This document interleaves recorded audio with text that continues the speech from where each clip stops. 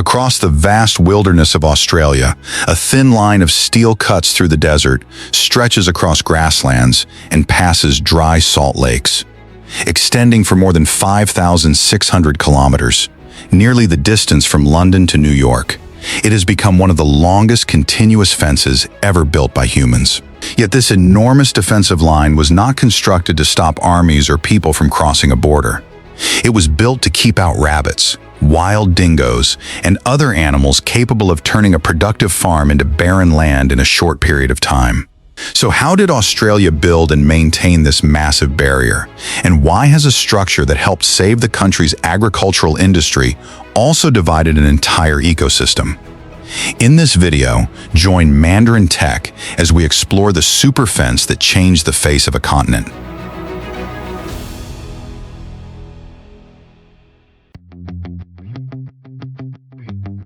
The story began on Christmas Day in 1859 at the Barwon Park Estate in the state of Victoria. Thomas Austin, a wealthy settler from England, received 24 wild rabbits sent by relatives. He wanted to recreate the hunting pastime he had once enjoyed in his homeland, in a new land half a world away from Europe. But when the cages were opened, what stepped onto the Australian grasslands was no longer just a handful of animals released for entertainment. It was the spark of a biological invasion. A female rabbit is pregnant for only about 30 days, and each litter can contain 4 to 7 young. More frighteningly, their bodies barely need time to recover. Soon after giving birth, a female can become pregnant again. Under favorable conditions, a single pair of rabbits can produce hundreds of descendants in just about a year and a half. Australia also became the perfect breeding ground for this reproductive machine. The warm climate shortened the months when food was scarce. Vast grasslands stretched out like an endless buffet. The predators that had once kept rabbit populations under control in Europe were almost completely absent. By around 1920, Australia's rabbit population was estimated to have reached 10 billion, creating an enormous grazing force across nearly the entire continent. Just 12 to 16 rabbits consumed as much food as one adult sheep.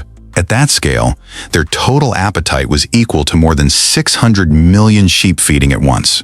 They grazed vegetation to the ground, ate young shoots, dug up roots, and destroyed newly sprouted plants, leaving little time for the land to recover. The damage was so severe that fewer than 2 rabbits per hectare could prevent shrubs and young trees from regenerating. Once the green cover disappeared, the topsoil lost its natural protection and was quickly blown away by wind or washed into deep channels by rain. Grasslands that once supported thousands of livestock gradually became dry, barren ground. The livestock industry suffered immediately. Sheep lost weight, produced less wool, and many landowners were forced to reduce their herds or abandon their farms. The impact continues today, with wild rabbits causing nearly 200 million Australian dollars in damage each year. A small animal had become powerful enough to wear away the land, livelihoods, and the foundation of an entire agricultural industry. At first, Australia placed its faith in gunfire. In 1866 alone, hunters shot around 14,000 rabbits at the Barwon Park Estate. In many other places, people drove entire groups into fenced enclosures and removed thousands in a single operation. Yet the number of rabbits eliminated above ground never reflected the population still multiplying inside the deep burrow systems below. When hunting failed, the campaign shifted to steel traps. So many rabbits were caught that a processing facility in Kapunda once handled around 6,000 a day. Cartloads of rabbits continuously left the grasslands, but the gaps they created were quickly filled again. The government then took the campaign to a more aggressive level. Poisoned grain and fruit were spread across the grasslands, turning the rabbits' own food supply into a weapon. Large numbers were removed, but poison could not cover an entire continent. It also harmed many native animals, while rabbit numbers fell only briefly before rapidly recovering. Even when people attacked the rabbits directly in their shelters, the results did not last. As long as a few burrows remained, the rabbits returned and continued spreading at a rate of more than 100 kilometers per year. In the end, the government was forced to change its strategy completely. If the rabbits could not be eliminated, a massive steel barrier would be built to stop them. In 1901, surveyor Alfred Canning was assigned to map the route of rabbit-proof fence No. 1. Over 2 months, his small team crossed almost roadless land, using compasses, astronomical observations, and survey markers to define the route. The fence was planned from Starvation Boat Harbor on the southern coast to Wallall near 80 Mile Beach. Completed in 1907, it stretched about 1,834 kilometers and became the world's longest continuous fence at the time. But length was not the only challenge. The fence had to stop animals that could jump, squeeze through gaps, and dig. Its wire mesh was about 1.07 meters high, with openings no larger than 3.8 centimeters. Around 15 centimeters of the base was buried underground, while corner posts were reinforced against tension. In 2026, building a long fence might depend on drilling machines, off-road trucks, and satellite navigation. But in the early 20th century, almost everything had to be done by hand. Workers first cleared scrub, leveled rough ground, and opened tracks for carts. A narrow patrol road and temporary supply stations gradually appeared beside the route. Around 400,000 wooden posts, along with thousands of tons of galvanized wire and fine mesh, had to be transported hundreds of kilometers. Horse-drawn carts handled easier sections, while camels carried materials deep into the interior. Workers broke the hard ground with picks and crowbars, dug holes, raised the posts, tightened the support wires, attached the mesh, and buried its lower edge to stop rabbits from digging underneath. Every step required precision. Loose mesh could be pushed aside, while excessive tension could make it break as temperatures changed.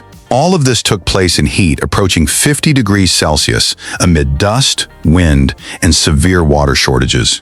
They were not simply building a fence. They were stitching a line of steel across the desert. But the race had already been lost before the final sections of steel were closed. While construction crews were still moving northward, the first groups of rabbits had already appeared on the far side of the planned barrier. Even after the entire line was connected, the fence remained under constant pressure. Floodwater eroded the ground around the posts. Falling trees tore through the mesh. Sand piled up into natural ramps, and rabbits could dig beneath sections weakened by erosion. A structure stretching for thousands of kilometers only needed one weak point to lose its effectiveness across a vast area. Western Australia was forced to move its defensive line farther inland. Fence No. 2, about 1,166 kilometers long, was built farther west, followed by Fence No. 3, which extended for about 257 kilometers. Together, the three barriers formed a network of more than 3,200 kilometers, like several layers of doors erected after the first had already been breached. Even so, the system could not eliminate the rabbits. What it did achieve was to slow their advance, giving wheat-growing regions more time to strengthen production and organize more effective control measures. As rabbit populations gradually came under control, these fences were reinforced and extended to deal with an even greater threat to the livestock industry: dingoes. Dingoes had lived in Australia for around 3,500 to 4,000 years, serving as top predators and helping control kangaroos, rabbits, and many smaller animals. But as sheep farms expanded, they quickly became an economic threat. Sheep are slow, live in groups, and are almost unable to defend themselves. Once dingoes entered a farm, the sight of a panicked flock could trigger them to keep chasing and attacking even after they had enough food. For this reason, farms began building their own fences in the early 20th century. But dingoes were more intelligent than rabbits. They could follow the edge of the mesh, search for gates, dig underneath, or go around the end of the barrier. Short sections of fencing only forced them to change direction. By the 1950s, state governments decided to connect many separate sections into one unified system, stretching from Queensland through inland New South Wales to South Australia. However, stopping a predator that was strong, fast, and intelligent enough to search for weak points required a far stronger barrier than the earlier rabbit fences. Most sections of the dingo fence were about 1.8 meters high, using heavy steel mesh fixed to strong posts. The bottom was buried or weighted with rocks to prevent digging, while electric wires were added in vulnerable areas. The greatest challenges were gates, road crossings, and seasonal waterways. Gates had to allow farm vehicles through without leaving gaps, while drainage channels needed to carry floodwater without becoming routes for dingoes. One design failure could weaken an entire section. Maintenance became a permanent battle.